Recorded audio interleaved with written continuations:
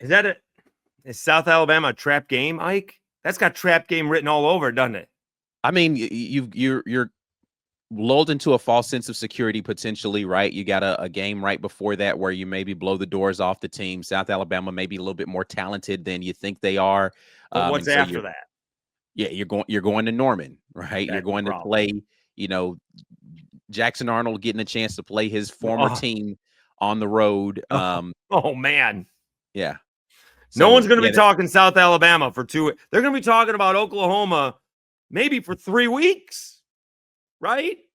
Yeah, I mean, you got Baylor before that. So after the Baylor game, yeah, it's probably it's all sights set on trying to figure out how to get to Norman. Yeah. Right. And so, yes. And so they're going to blow out Ball State, and they're not going to be talking about South. The big thing is they're going to be talking about South is, again, that in-state game, which is going to be bigger for South than it is for Auburn. But nonetheless, that's got trap game.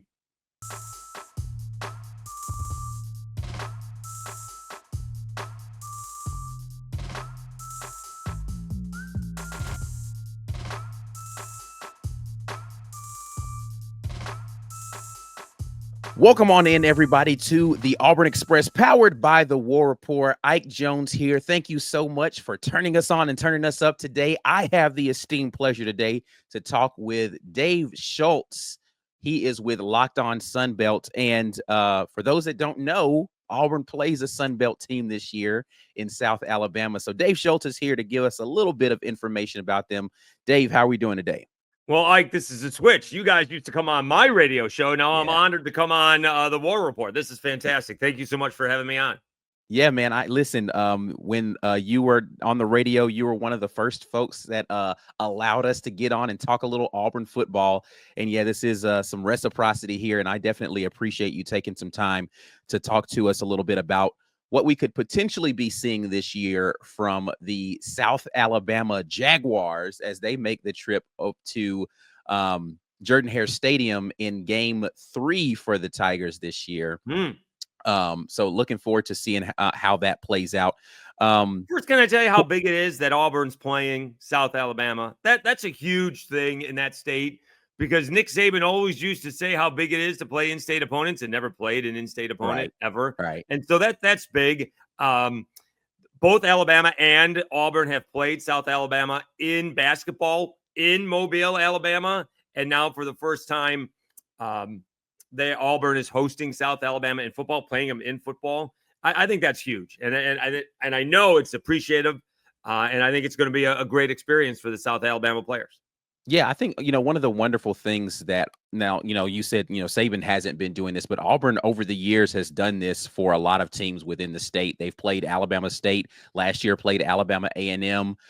So they're no stranger to having teams from within the state make the trip to Jordan-Hare. First time for South Alabama doing that. I think it'll be interesting to see whether or not UAB gets an opportunity to do that now that they are, a little bit better program, whether or not they'll get a chance to sneak in and play one of those types of games. There's another Sunbelt team a little bit closer that would probably like to play Auburn. Troy would like to. Oh, Troy, yeah. Troy would Has like Auburn to played Troy before in football? I don't think so. They're right there. Yeah. So I mean, Troy, that would be an interesting game because Troy has been a giant killer in their history. So I think it'd be a very intriguing matchup to see what would happen there with an Auburn versus Troy situation. For South Alabama, a program that is in the FBS, but they haven't really just getting their feet wet, right? Like trying to figure out what it is to be at that level of a program. What do you know about that program as far as where they are in their development? Well, I think they're heading into year 14 in FBS. They really haven't been around for much more than 2 decades in terms of playing football. I got there. Steve Campbell was the head coach, and their reputation was beating Mississippi State and then losing the next week. That would be, they could never capitalize on their greatness. And they would always win a big game and then lose the next weekend or something along those lines. And so they bring in Kane Womack, and he turned the program around. They went out and got a really good quarterback, and unfortunately he got hurt, and so they didn't get to a bowl game. The next year they got Carter Bradley, and they went and won 10 ball games, and they lost in the bowl game. And then for whatever reason, I was expecting big things in Carter Bradley's second season. I was gone that year. I had moved back to Lafayette, Louisiana, and I just don't know what happened. They did not reach expectations. In fact, I don't want to say they were bad because they did win a bowl game, happened to be what I think at the 68 Ventures Bowl in their own home stadium. So they actually won their first bowl game in Mobile, which is nice, but they did not reach expectations. But now they've won back-to-back bowl games. Major Applewhite was there with Kane Womack, was there for 3 years, was the head coach last year, and now is heading into his second season. Of course, Major, legendary high school football player out of Baton Rouge, actually Alabama fan, which is hilarious, being from Baton Rouge, went to play Texas, with Chris Sims, coached under Nick Saban, head coach at Houston. Things didn't work out for him there, and then coached under Saban again, and then worked his way back to South Alabama, and I thought did a pretty good job last year under difficult circumstances, and then kind of had a roller coaster type season, right? They had a tough loss first game, and then their quarterback Gio Lopez didn't play because he had turf toe. They had a big win against the Cajuns. They had a big lead against Georgia Southern, but they blew it. And then they played a bowl game, and they were playing with their backup quarterback. Their hot freshman running back, bailed because he was going to go into the portal, and their leading wide receiver went to train for the NFL, and yet they still won their bowl game. So I was really impressed with that, and we'll see what happens. Gio Lopez, their quarterback, said he was coming back, but then some guy named Bill Belichick came around with $4 million, and he had to bail. So we'll see what happens. But that's basically South Alabama in a nutshell.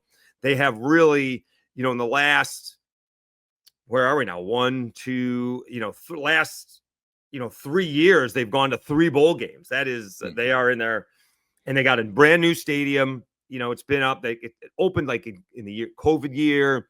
And they do a really good job, because they do a good job of when you're watching it on TV, the student section is what you see on TV from the 20s. And so it looks like it's full all the time. And so it looks pretty good. And it's not that big, right? If it's full, it may hold 24 to, I don't even know if it's 30,000. But, they do a pretty good job of putting about, 20,000 people in there on a weekly basis. They, in that state, they're competing either against Auburn, Alabama, or both. They play on, when they have a home game during the Iron Bowl, they play on Friday. They don't even bother trying to figure out what time to play it on Saturday. They just play it on Black Friday. That's not a bad decision. They just play it on the day. They play it on the day before. And so, they're building it, and they're building the program, and we'll see how much longer Major Applewhite is there. He's been there half a decade. Still, despite being the quarterback, they like to run the football and try to control the game with the quarterback.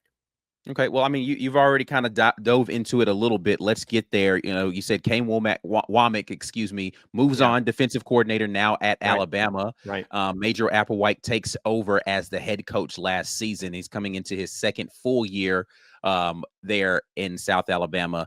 And you're saying it's a ball control offense is usually what they're trying to do now under Major Applewhite.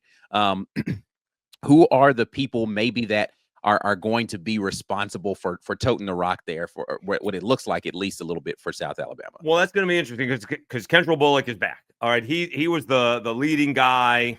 He was the leading running back into the season last year. And then this guy named Fluff Bothwell, true freshman. I think him or Hardy out of ULM kind of led the Sun Belt. 2 freshmen led the Sun Belt in rushing touchdowns last year. Hardy ends up going to Missouri.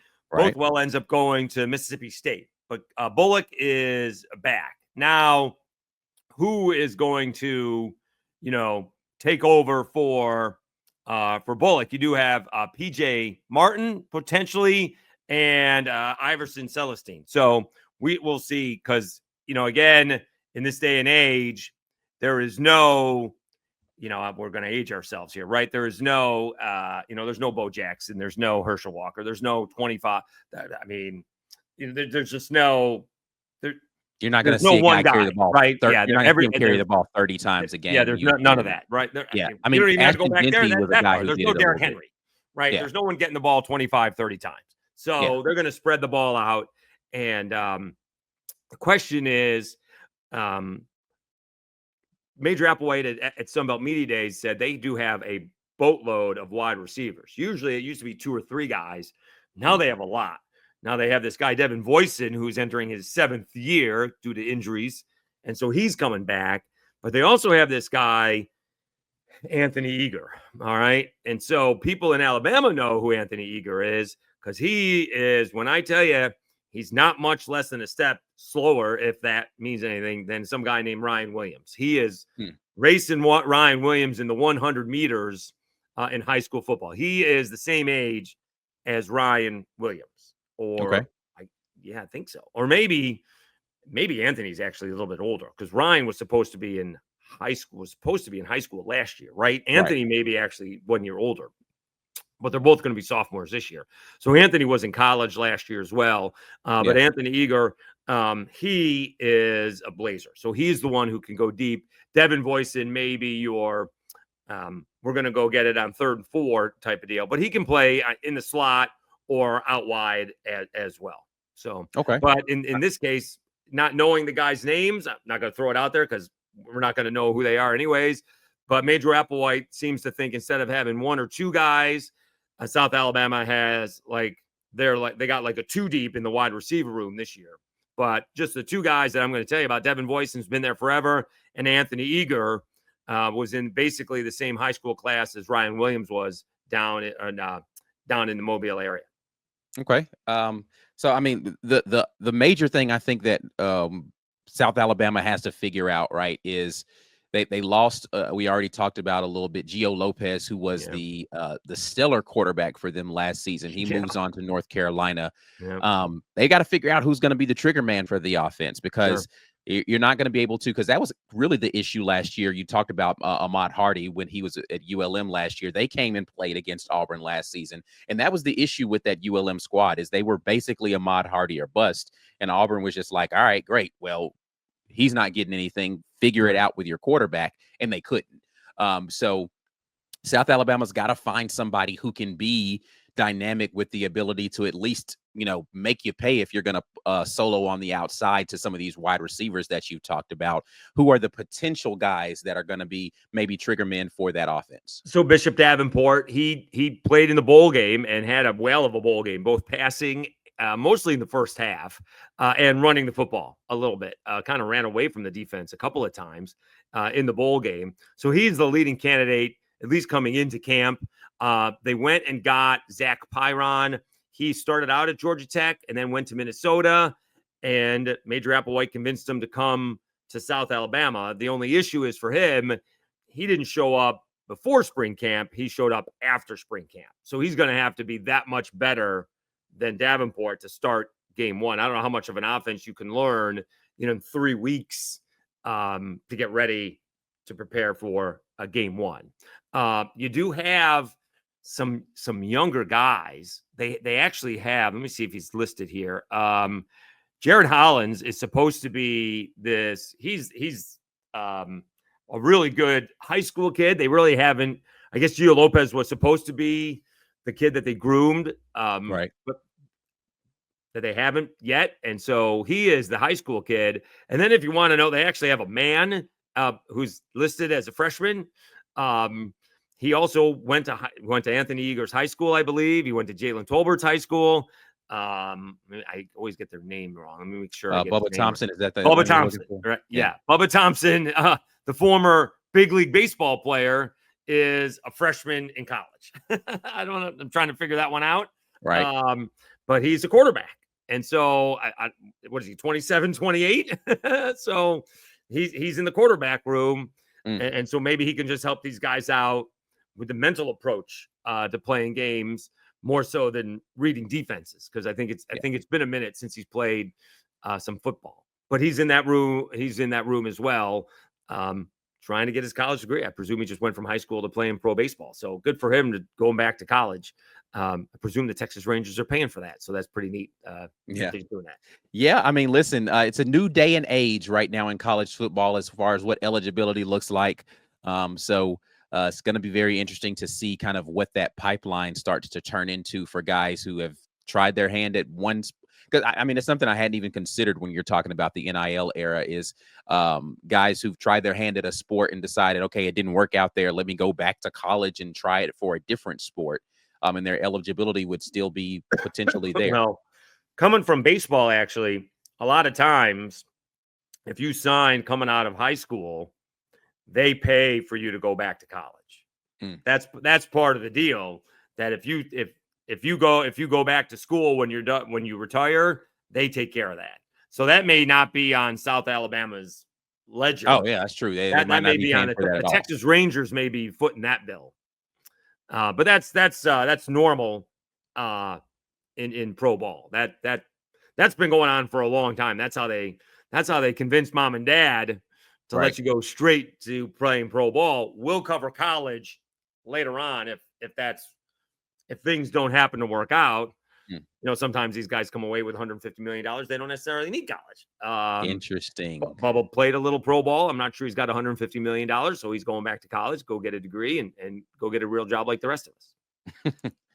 Well, it's going to be interesting to see who is the guy. We'll definitely have to revisit some of that conversation as we get closer to the game, and we've seen him play a few. Well, yeah, I mean, with what we're talking about, it could be someone different in week 1 compared to who's playing in week 3. Yeah, definitely they probably have a lot to sort out considering everybody's new in that room. And then you've got a guy like Pyron who has been a P4 at least. Did he ever start any games for? I feel like he started for Georgia Tech a couple of games. I think so. Yeah. Yeah. So you got a guy who's had P4 experience as a starter. Maybe by that time, we get into week 3. I don't know what game it is on the. Is that before the A&M kid got there? Yeah. Yes. Before he got there. So they've got 2 games to warm up before Auburn, Morgan State, and Tulane. So they'll have another P4 test. Well, that's a rough start to the season right there. Morgan State and then Tulane before you get to Auburn. Well, they're familiar with Tulane. Yeah. They got beat up with them a couple of years ago, and John Summerall is the head coach of Tulane. So John Summerall coached Troy, so they're very familiar with each other. So they've played Tulane and John Summerall a bunch over the last handful of years. Well, let's talk a little bit about the other side of the football there for them. Wyndham is the defensive coordinator. Last year, South Alabama was not led, but they were second in the conference in rush defense under his tutelage there, taking over for Womack after he left for Alabama. What do you expect? Are you expecting another gritty defense, tough against the run here? Is that going to be kind of the calling card? That's what it is. The preseason Sun Belt Player of the Year is the linebacker Plain Myrick. Take that for what it's worth, right? All that stuff is done. I never understand the preseason picks done by the coaches. The coaches don't even know their own teams. Meanwhile, someone else's team. But I mean, the media isn't any better when we go to media days and we're trying to pick people. You don't know half the people on the ballot. So So he was picked. And so again, it's a relatively, I think, veteran team is the thing. They got some veteran guys up front. They got some talented linebackers, and it's that kind of that Kane Womack swarming defense. They are looking to do the same thing that everybody else is: stop the run and force turnovers. Right? You're looking for that one or 2 additional possessions that change the game. That's what it always seems to come down to. We need to make that play, whether that is in, the second quarter, or it always seems to come down into the fourth quarter. But we need to make that play to get that turnover. And they're very good. And last year again they had, I think, did he call it? I need to go back to my own podcast. I think he called it. I thought he called it something other than mental toughness. But they let that game against Georgia Southern slip away, which they should not have. And they need to be able to finish. And they got too high on themselves, I guess, and they need to figure out how to do that. And he's counting on the leaders, especially on defense, to figure that out, and not let games like that slip away, because that's the difference between maybe fighting for a division title after you play in the Cajuns and finishing 500 because you let some games slip away. Yeah, listen, that's a tune that Auburn fans know all too well last season. A lot of heartbreaking losses in games where Auburn probably should have won if they had found ways to be able to close games out where they had leads, or were in striking distance of teams that they could have come and made it a real game there. So I guess both teams are trying to figure out ways to get a winning identity and a winning culture in their locker room. So it's going to be interesting, from a pure athleticism standpoint. Auburn should win the game, but are they going to get tested by a veteran team that's going to be looking to be upset minded when they march into Jordan-Hare Stadium here in a couple of weeks? It's crazy to think about it, but we are just a few short weeks away from the start of the season. And we're going to see what's what out here. September 13th, Auburn versus South Alabama in Jordan-Hare Stadium. Is South Alabama a trap game, Ike? That's got trap game written all over it, doesn't it? I mean, you're lulled into a false sense of security potentially, right? You got a game right before that where you maybe blow the doors off the team. South Alabama may be a little bit more talented than you think they are. But what's after that? Yeah, you're going to Norman, right? You're going to play, Jackson Arnold getting a chance to play his former team on the road. Oh man. Yeah. So, no one's going to be talking South Alabama for 2. They're going to be talking about Oklahoma maybe for 3 weeks, right? Yeah, I mean, you got Baylor before that. So after the Baylor game, yeah, it's probably it's all sights set on trying to figure out how to get to Norman. Yeah. Right. And so, yes. And so they're going to blow out Ball State. And they're not going to be talking about South. The big thing is they're going to be talking about South is, again, that in-state game, which is going to be bigger for South than it is for Auburn. But nonetheless, that's got trap game written all over it. We'll see. Again, I don't know who the quarterback's going to be. They do have some offensive weapons. Again, you would think Auburn would win this football game compared to, Southern Miss and Mississippi State. If you want to see somebody get on the hot seat before Labor Day, go watch Southern Miss beat Mississippi State. Yeah. And Jeff Lebby on the hot seat before the holiday weekend. Right. Yeah. I mean, listen, I'm hoping that Coach Hugh Freeze has got his team more focused than to allow this to be really even competitive. Sure. But I think if it's even competitive, you start to hear the murmurs, right? Especially depending upon what happens in the first game, right? Like if you walk out of Waco with a win, you blow out Ball State, and it's competitive because people are like, oh, they were just kind of sleeping through this game. Maybe you're fine. But if you lose to Baylor, blow out Ball State, and then you have a competitive or, God forbid, a loss to South Alabama, it gets really murky for you right now if you're Hugh Freeze. Does it matter which way it's competitive? Does it matter if it's competitive 14-13 or if it's competitive 35-31?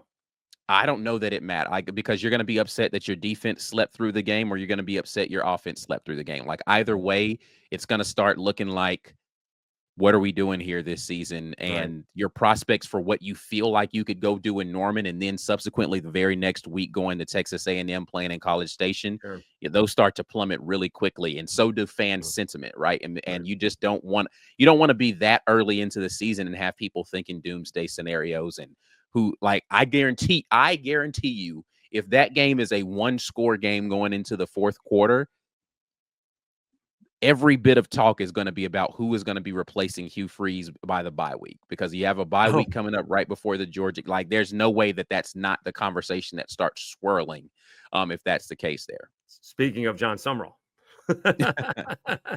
Exactly. So it's gonna be interesting to see how that plays out. So again, we got a couple of weeks here before we start to see the materialization of what's going to happen and really what the storylines are going into that game. Is it Auburn figuring it out, or is it Auburn in the midst of turmoil? Well, yeah, and same thing for South Alabama. What do they look like you said, against Morgan State? And, do they get their doors blown off against Tulane? Because they played Tulane a couple of years ago, and they, you hate to say this, they weren't ready. Yeah. They were ill prepared to play Tulane. I don't know if that was John Sumrall. No, I would say that was not John Sumrall's. That would have been Willie Fritz's last year there. Yep. So they were not prepared to play that game. They were outmanned, outgunned, outcoached. That one team looked like they were ready to play, and the other team just did not. Like one team was ready to play in the 2020, I guess, 3 season, and the other team was resting on the 2022 season, and it was ugly. I was shocked at how bad South Alabama looked at that, and so we'll see if that happens this time. Now, if South Alabama is competitive with Tulane, or God forbid beats them, that would be the best thing that happens to Auburn, because then it's a wake up call. It's like, okay, then they'll get their attention. Yes. If Tulane needs a late field goal to beat South Alabama, that would be the best thing for Hugh Freeze and his Auburn Tigers. Yeah. Definitely would be a way to get everybody's attention. Like, hey, we can't sleepwalk our way through this game, especially considering you've already got one of those blemishes on your record as Hugh Freeze with New Mexico State in his first year, right? So it's just it wouldn't be good. No, it wouldn't be bad. So, all right, well, we will see what happens here. I look forward to talking with you again as we get a little closer to this game and that picture becomes a little bit clearer, in case people are unaware of how they can keep up with everything that you've got going on. Tell the people what you got going on.